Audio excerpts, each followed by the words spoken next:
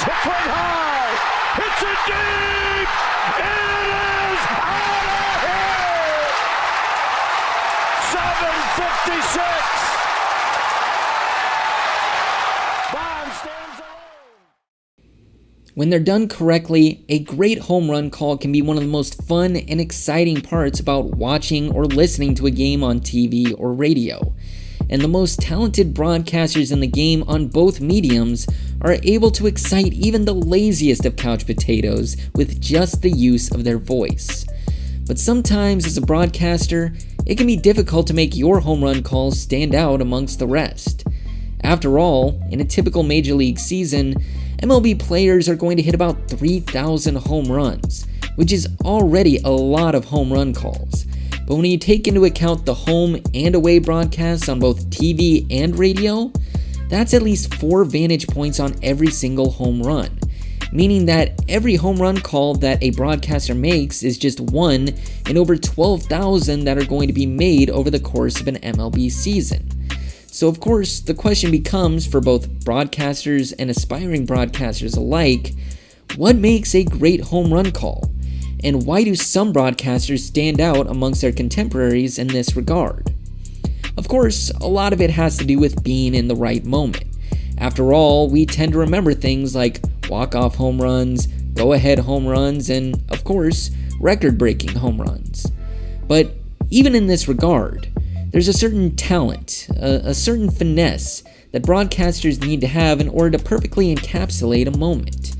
After all, there's a reason why, for all of these iconic moments in baseball, we typically only tend to remember one of the calls that was associated with it, out of the 4 or 5 that might be out there. So today, I want to talk a little bit about the art of the home run call, and break down what I believe are the 4 key components of an iconic call. But before we get into all of that, be sure to like this video and subscribe down below if you're new to the channel. It really helps us grow. Also, if you're in the mood for more baseball content, be sure to check us out on our website, readthediamond.com. We post new articles on Sunday and Wednesday. We post new videos on Monday and Thursday. If you want to check out all of our content, you can click the links in the description down below, or you can click this link in the upper right hand corner to check out our latest upload. But for right now, let's get into it. 我有几个球真的打得不错。这个球飞到的是在左外野方向。This ball is long gone, just like the ex-girlfriend who will never return. Home run. Now, there's a lot of reasons why I love that home run call so much. From the pure joy of the fans in the stands, to the excitement in the announcer's voice, to the fact that the guy who hit that home run was Manny Ramirez. Yes, that Manny Ramirez. But of course, the reason why everybody looks up that clip on YouTube all the time is because the line is just so dang iconic. It's so ridiculous and out of the box and funny that it just couldn't help but become an iconic meme as soon as it happened. Which brings me to my first rule of making an iconic home run call. If it's going to be remembered, you have to say something memorable. Now, this doesn't mean that you have to make every single home run call into a meme. In fact, for most broadcasters, they employ what I like to call the catchphrase technique, which basically means that for every home run that is hit, they have a signature home run call that they use basically every time. For example, You can put it on the ball. Yes. It is out of here. Goodbye, home run. Here it goes. See you later. this is a very simple but very effective technique for broadcasters, as when they're done correctly, their catchphrase not only allows them to put a signature touch on all of their calls that's instantly recognizable, but it can also become a catchphrase among the fans of that team as well, which, in my opinion, is a really cool thing to see when it's done right.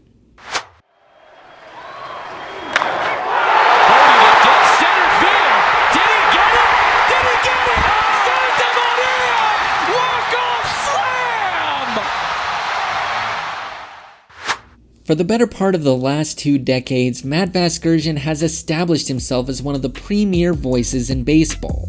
And when you look at the way he calls the game, it makes sense why he stuck around for so long and made such a name for himself in the industry. Perhaps more than any other broadcaster working today, nobody gets more excited and has as much fun in the booth than Vasgersian. And that's something that's huge when you're trying to represent the fun and excitement of playing a kid's game at this level and trying to transcribe that over the TV medium. And it's something that separates great broadcasters like Vasgersian from other broadcasters who aren't as good at portraying those emotions on camera. Joe Buck. Oh, sorry. Apologies for that. Anyway, the point is, we don't want to have our games being called by robots.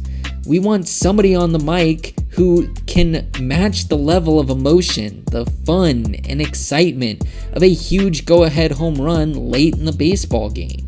And that's something that great broadcasters do really well, and that bad broadcasters just really can't measure up with. Tim crushes this ball. He throws the bat. The ball goes flying. It is gone. 2-0 Sox.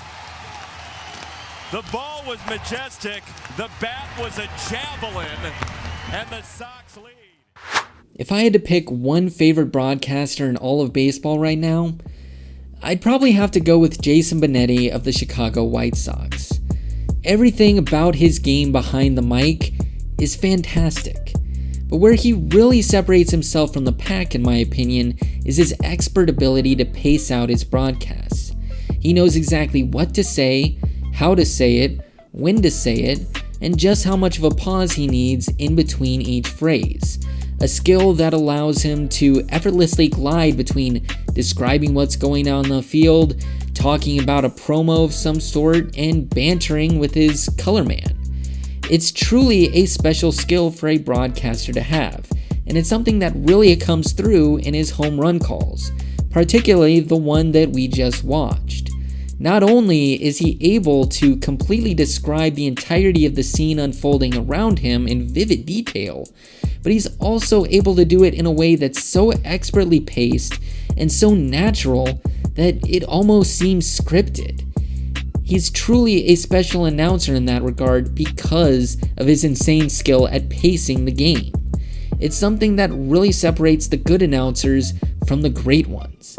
And similarly, it can mean the difference between a good home run call and an amazing one.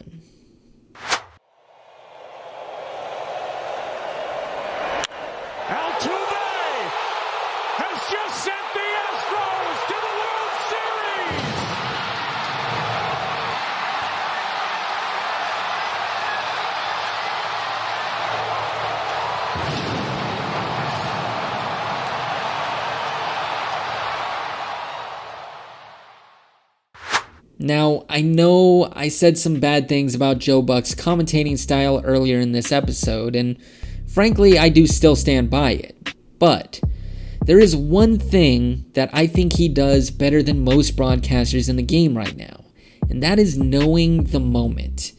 Now, if that were a less experienced broadcaster calling that Altuve home run, they'd find a way to say more words about the game and what Altuve just did and how the Astros are going to the World Series again. But Buck, having gone through this kind of moment multiple times, knew that that would ultimately just distract people from the moment that was happening in front of him. So he decided to stand back and let the cameras do the talking, which in this case was very much the right thing to do. Sometimes, when it comes to making a great home run call in an iconic moment, it's the things you don't say that speak the most volumes. And sometimes, less is more.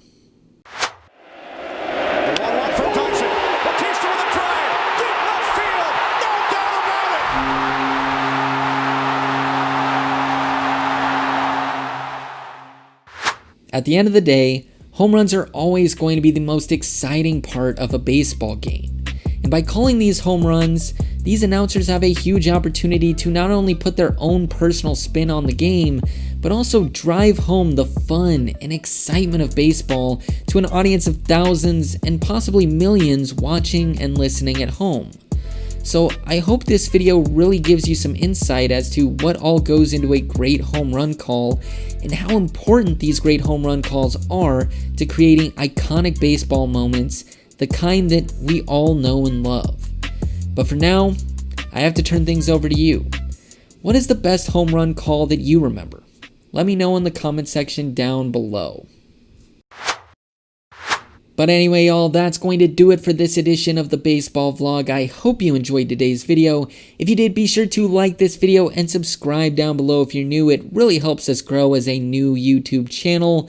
Also, if you're in the mood for more baseball content, be sure to check us out on our website, readthediamond.com. There we have all the news, commentary, and analysis you need to get you through this weird 2020 season.